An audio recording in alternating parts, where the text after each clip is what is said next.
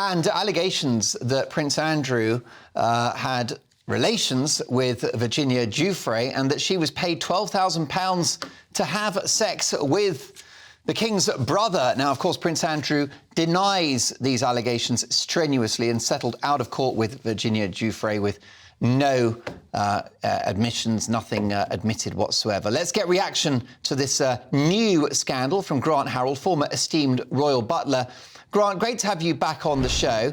I'll tell you who I'm worried about, not Prince Andrew, but his brother, the King. You know our monarch intimately well. How much do you think this will be hurting him?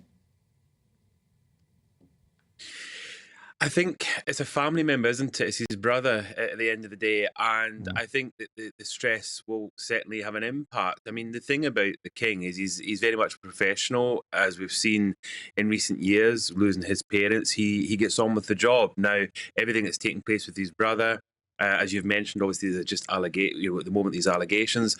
But obviously, the King will still take it seriously. Obviously, Prince Andrew stepped back officially for public duty a few years ago. I don't think there's any sign of him returning to do anything like that. So I think it's as I've said, Matt, I think with families, sometimes with families, there can be things like this that happen, and families normally get together and support each other to get through it. But it's really difficult, isn't it? Because it's just not going away.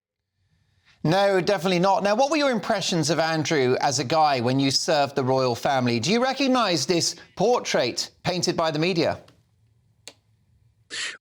Do you know, when I saw him, he was always very polite, friendly, really nice to be around. So obviously, everybody, you read things, you hear things, and I think that's what's difficult for me, Mark, is when you've been there and you've worked with them, you see a very different insight, which I feel very lucky to have seen. So, of course, I should mention, when all this obviously began to be discussed, I was as shocked as everybody else. Yeah. Because it's just not what you imagine, but it just shows you never really know.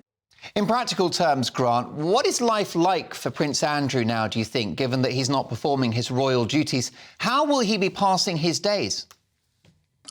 Do you know, this is a really good question, Mark, and I've been wondering this myself, because he was a very active member of the royal family, and I think at one point I sort of an ambassador when it came to trade and business, and all that, as far as I'm aware, has obviously stopped. And I suppose this is the closest you ever get to a member of the royal family retiring, which they don't do. The British royals, historically, I mean, his mother, his father, his grandmother, they never retired.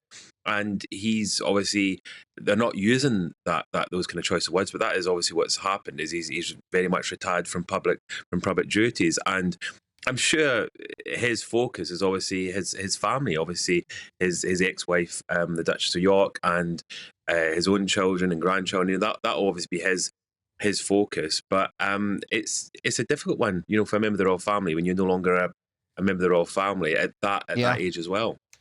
Briefly, Grant, I mean, you must be devastated to see what's happening to the family, because you were very fond of the people that employed you and you formed a bond with them. You've been very loyal to them. You never speak ill of them, not that I've ever witnessed.